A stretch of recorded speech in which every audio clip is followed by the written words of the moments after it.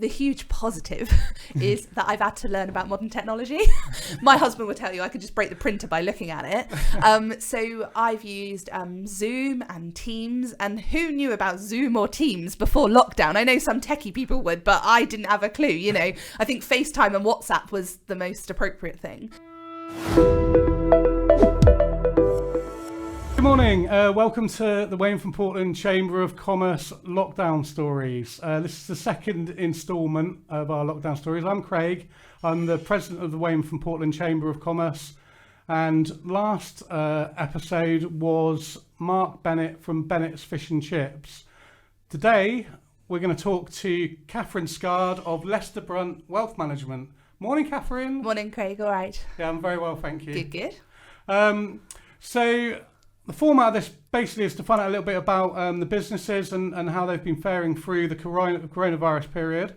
First of all, Catherine, I just want to ask you if you could tell us a little bit about your business, what you'd normally be doing when you weren't in a coronavirus situation. And how it all sort of works, if that's okay. Yes, so I joined Leicester Brunt Wealth Management about 18 months ago, but previously in the industry for the last 13 years. So it's just a slight change. I used to work in a bank, now I work for myself. Huge change, which has been amazing, and I've learned so much from people like yourself and lots of people I've met along the way. What I'd be doing at the moment would still be travelling around the country. I've put lots of miles on my little new car, bless her, to see people in their homes, to discuss their finances. I specialise particularly in pension advice and mortgage planning. So it's just planning sort of people's retirements and planning people getting their first homes, which is amazing, helping people remortgage to save money. But yeah, lockdown's been different because I haven't obviously been able to go out in the car. The car hasn't had fuel for the last 12 weeks, which is really odd because normally I'm putting it in every week. So yeah, really big change in my life, if I'm honest, with what's happened in the world. Yeah, it's just a complete, like you say, an unprecedented thing, obviously, with the coronavirus. And, maybe one silver lining is saving on fuel, but obviously we would probably have gone without that. Definitely. I think you know me well enough. I'm a people person. I love using my hands. I get all excited about helping people with money. And actually, it's very different now being on the telephone or with the new technology involved. And the other thing, I've got my kids at home. So that's a huge challenge. My husband's a key worker, so off he trots at 7:30 in the morning and leaves me to it. So I teach the kids in the morning and then do my job in the afternoon. So they understand I'm mummy teacher and mummy financial advisor. So if I'm honest, I'm knackered at the end of the day because I've now got 2 full-time jobs, not just one. So yeah, it's huge difference, huge learning curves as well, which I don't think is a bad thing. Like you said, we'd much prefer probably to be putting fuel in the car. We're saving the planet a little bit, I guess. But again, it's then impacting on the aviation industry, the travel industry. It's impacting on the town. So, huge changes. So take me back to the beginning. So 12 weeks ago, you get sort of told that, a chap turns up on the TV who you might recognise, the Prime Minister, and tells you that you might not be able to operate your business in the same way that you normally do. What were your initial feelings at that point? Did you panic? Did you think, oh, what am I going to do? Where are my clients going to come from? Or, what actually happened? What went through your mind? Yes, so on the Friday before we went into lockdown on the Tuesday, I had 5 appointments in one day. So you can see how busy I sort of was that week before lockdown. And I think with the world was starting to slow down and we're starting to get inklings that perhaps we will have to go into lockdown. So I think I went into a mad overdrive that week and was like, I have to see everybody. I need to get everybody in. There was obviously rumblings about potentially people being key workers. So my husband works in communication. He needs to keep the world spinning, so I think that was the point where we went, look, I think it will be me at home with the kids.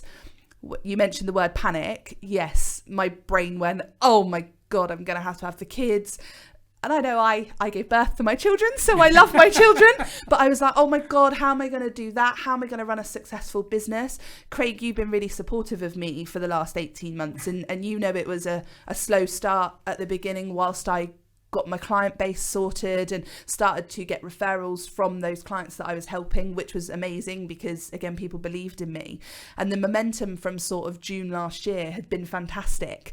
And sort of that momentum carried on in January and February, and then suddenly it almost felt like to me that it was just going to stop, and that my business was just going to go back to where it was in October 2018, that I wasn't going to be able to see clients. And I thought, how am I going to cope with that? How am I going to find that new business?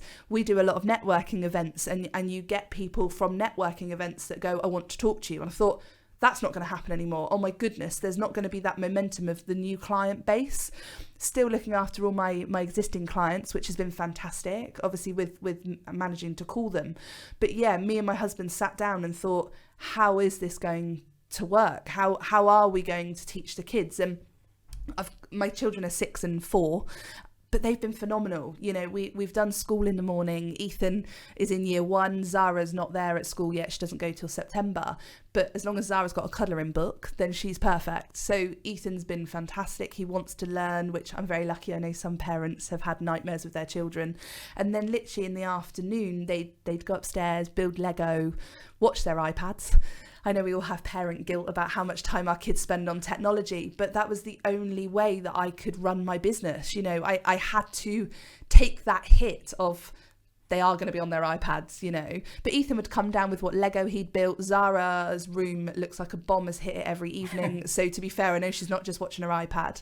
And they've just allowed me really to carry on that momentum. It has been a bit slower, but I have still done mortgages for clients and pension transfers for clients who have been really grateful that I'm still there and present in their lives.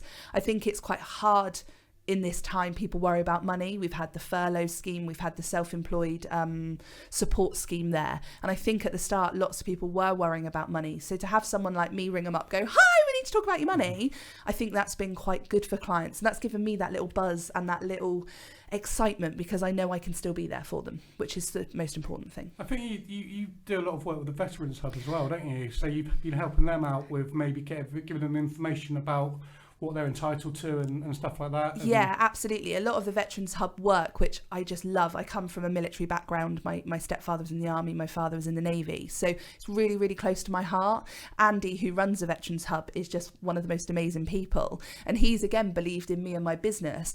And he loves the fact I could go when we obviously could go and see the veterans. And it's, again, like you said, about helping them with, are they worrying? Have they been furloughed? Have their benefits been difficult to get? Because again, the benefit office, the job centre, went up a lot in calling and things like that, and have they been able to get what they need?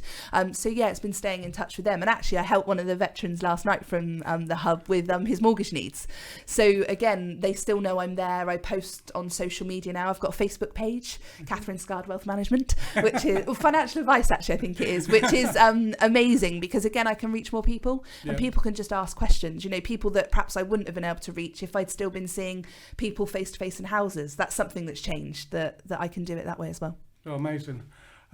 Just going on to the future, what do you feel? Do you feel that you're in a good position to now move forward? Obviously, you just said a minute ago that it almost stopped at one point, and you thought, would it? You know, and it got better as it sort of went along. You realised you could still deal. As we move on now, obviously, as things are eased, do you think that you're in a position to now continue your business? Do you think you're strong, or do you think you'll be right? The huge positive is that I've had to learn about modern technology. My husband would tell you I could just break the printer by looking at it. So I've used Zoom and Teams, and who knew about Zoom or Teams before lockdown? I know some techie people would, but I didn't have a clue, you know. I think FaceTime and WhatsApp was the most appropriate thing. But yeah, Zoom has been a massive part of our lives, and actually clients who have been connecting with their families because they haven't obviously been able to go and see them face to face have started to use more technology, which is, again, has helped in my business massively. So that's been a massive positive to, I believe, moving forward in the future, with the fact that then you don't have to sit in someone's house. They can just dial into a number and you're there. That, I think, what I will take forward. I've got clients all over the country. You know, I've been up to Reading, I've been to Bideford, and actually now you can give clients more options and choice, rather than me going, I'll be in your house but it'll take me 2 hours to get there.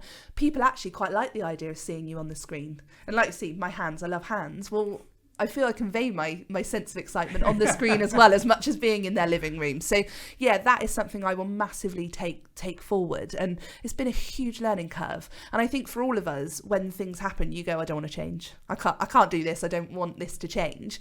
And I think I've had to adapt, had to adopt. Otherwise, it would have just stopped. Yeah. I think I would have perhaps gone into a little shell and thought, no, I can't do any of this.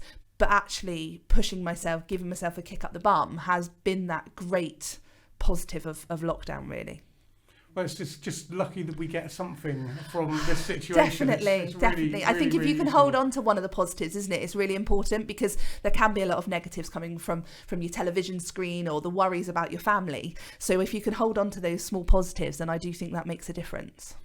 Brilliant, thank you. No, thank you. And thank you for coming today, and thank you for being so honest on video to our members and other businesses in the area, because hopefully they can benefit by seeing that you've managed to get through the last 12 weeks, and obviously you're looking forward to the future. So thank you very, very much. Thank you. And I will see you soon. Thank you, Craig.